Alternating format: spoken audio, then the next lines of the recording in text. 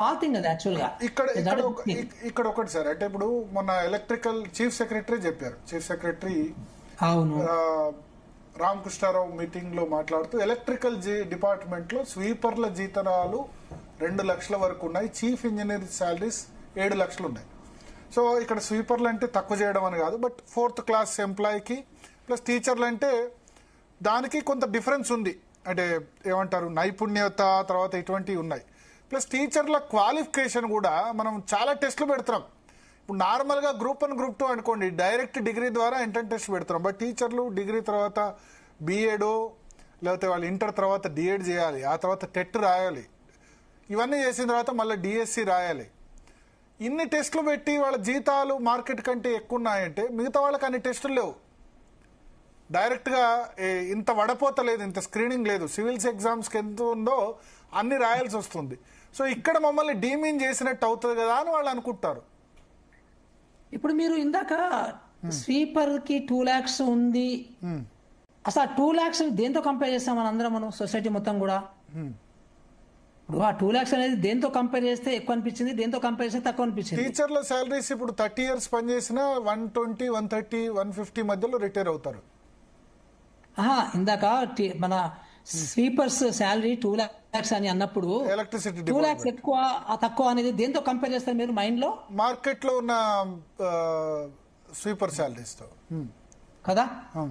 So ఇది కూడా అంతే అనుకోవాలి కదా. సో ఇది కూడా దట్ కైండ్ ఆఫ్ ఆలోచన విధానము బేసికల్లీ. సో ఇప్పుడున్న ఎంప్లాయీస్ మనం బాధపడాల్సిన అవసరం లేదు, ఉపాధ్యాయులు బాధపడాల్సిన అవసరం లేదు కదా. ఎందుకు ఎంత గవర్నమెంట్ చెప్పినా కానీ ఇప్పుడు నేను కూడా చెప్తున్నాను ప్రసక్తి లేదు. మీరు అన్నదే ఒక పాయింట్. ఇప్పుడు స్వీపర్స్ జనరల్ గా మాక్సిమం ఉంటే 25,000, 30,000 బయట, అంటే 8 times ఎక్కువ ఉంది దాదాపు కదా ప్రైవేట్ ఉద్యోగం చేస్తే. బట్ టీచర్ల శాలరీస్ అట్లా 8 times ఎక్కువ ఉన్న పరిస్థితి లేదు కదా. ప్రైవేట్ లో ఇప్పుడు శ్రీ చైతన్య, నారాయణ మీరు చెప్తే దే ఆర్ పేయింగ్ 2-3 lakhs ఇస్తున్న వాళ్ళు కూడా ఉన్నారు. అంటే కాలేజెస్ లో లేకపోతే ఐఐటి జేఈకి అయితే 4-5 lakhs ఇస్తున్న సందర్భం. భరత్ గారు, ఇది చర్చ అంత పెద్ద చర్చ కాదు ఇది యాక్చువల్గా, మా అనవసరంగా పెద్దగా చేస్తున్నాం దీన్ని. ఇప్పుడు ఉన్న టీచర్స్ కి ప్రసక్తే రాదు కదా అంటున్నాను. ఎందుకు భయపడాల్సిన అవసరం ఏంటి? ఉన్న టీచర్స్ సంబంధం లేదు. ఇప్పుడు ఇది ఏదో సెన్సేషన్ అనిపిస్తుంది కానీ మీకు సహజంగా టీచర్స్ మనకి 1.2 lakh టీచర్స్ ఉన్నారు. వాళ్ళు అంటే పాపం వాళ్ళు అనవసరంగా వాళ్ళు ఏదో కన్ఫ్యూజన్ లో ఉంటున్నారు. మనం దీన్ని ఎక్కువ డిస్కస్ చేస్తూ ఉంటే అసలు వాళ్ళకి ఎఫెక్టే కాదు అన్నప్పుడు సో మనకి ఇంకా అది డిస్కషన్ ఉండకూడదు కదా అంటారు. అంటే కొత్తగా చేపట్టబోయే నియామకాల్లో వాళ్ళను మీరు ఆలోచించండి అని మేము చెప్పాం అంతే. కాంట్రాక్ట్ సిస్టమ్ లోకి తీసుకురావాలి అన్నారు. అవును అన్నాం. అకౌంటబిలిటీ ఎక్కువ ఉంటుందని, తర్వాత కొంచెం అప్డేట్ అవుతారని, సో దాని ద్వారా పిల్లలకి మంచి విద్య అందుతుందని. ఓకే.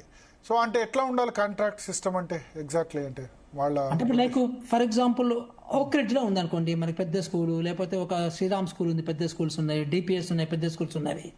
సో అక్కడ ఎలాంటి విధానం ఉంది, ఎందుకు అక్కడ వాళ్ళు చాలా అప్డేట్ అవుతున్నారు టీచర్లు, ఎందుకు అక్కడ మనకి ఎక్కువ క్వాలిఫికేషన్స్ తోని సో ఎప్పటికప్పుడు అప్డేట్ అవుతూ ట్రైనింగ్లు పొందుకుంటూ, సొంతంగానే ట్రైనింగ్లు పొందుకుంటూ, సో ఆ రకమైనటువంటి ఒక ఎన్విరాన్మెంట్ మనకెందుకు ఉండకూడదు? గవర్నమెంట్ అనగానే ఒక్కసారి అపాయింట్మెంట్ కాగానే రిలాక్స్ అయిపోవడము, సో అప్డేట్ కాకపోవడము, లెర్నింగ్స్ స్టాప్ అయిపోవడము, ఇవన్నీ ఎందుకు ఉండాలి అనేది ఒక ఇష్యూ. సో అల్టిమేట్గా ఇక్కడ అఫెక్ట్ అయ్యేది పిల్లలు కదా. సో పిల్లలకి మరి మంచి విద్య రావాలంటే మనం అప్డేట్ కావాలి కదా అందరం కూడా. సో ఆ రిలాక్సేషన్ అనేది కొంచెం కనబడుతుంది గవర్నమెంట్ ఎంప్లాయీస్ లో.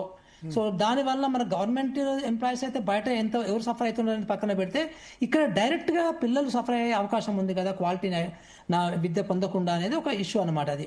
సో దాని గురించి ఆలోచన చేయాలి ఇది. సో బేసికల్లీ ఇక్కడ మేము ఒక రిపోర్ట్ ఇచ్చాము, దట్ డజంట్ మీన్ దట్ రేపో ఎల్లుండో జీవోలు వస్తాయని కాదు కదా. సో అగైన్ మళ్ళీ గవర్నమెంట్ థింక్ చేస్తారు దాని మీద, ఏం చేస్తే బాగుంటుంది, ఎట్లా చేస్తే బాగుంటుంది అని ఫర్దర్గా చేస్తారు. మేము మా వైపు నుంచి మొహమాటాలు లేకుండా పిల్లలకి ఏదైతే బాగుంటుందో, పిల్లలకి ఏం చేస్తే బాగుంటుందో దాన్ని మాత్రమే మేము కన్సల్ట్ చేసి మా రికమెండేషన్స్ ఇచ్చాము. సో వాళ్ళు ఏమనుకుంటారో, వీళ్ళు ఏమనుకుంటారో, రాజకీయ నాయకులు ఏమనుకుంటారో, లేదా ఉద్యోగస్తులు ఏమనుకుంటారో, తల్లిదండ్రులు ఏమనుకుంటారో కాదు, పిల్లలకి ఏది బాగుంటే.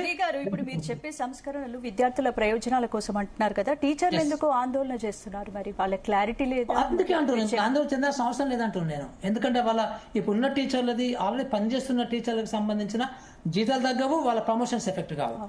సో దానికి ఏం చేయాల్సిన అవసరం లేదు. ఫ్యూచర్ గురించి మనం మాట్లాడినప్పుడు, ఎందుకంటే ఇప్పుడు మీ పిల్లలే ఉన్నారనుకోండి అక్కడ, సో మీ పిల్లలు ఉంటే ఆ టీచర్లు ఏ రకంగా పనిచేయాలనుకుంటారు? ఒక అకౌంటబిలిటీ ఉండి పనిచేయాలనుకుంటారా, లేకపోతే ఎప్పటికప్పుడు అప్డేట్ చేసుకొని వాళ్ళ నాలెడ్జ్ని అప్డేట్ చేసుకుంటూ ఉంటే బాగుంటుంది అనుకుంటారా అని మనం ప్రశ్న చేసుకుంటే ఇప్పుడున్న పరిస్థితిలో అకౌంటబిలిటీ లేదంటారు సార్? తక్కువ ఉంది, డెఫినెట్ చెప్పగలను, చాలా తక్కువ ఉంది అకౌంటబిలిటీ. కానీ ఇంతకు ముందు కంటే ఇప్పుడు టీచర్ అంటే నాన్ టీచింగ్ వర్క్స్ కూడా చాలా అప్పగిస్తున్నారు. మొన్న సమగ్ర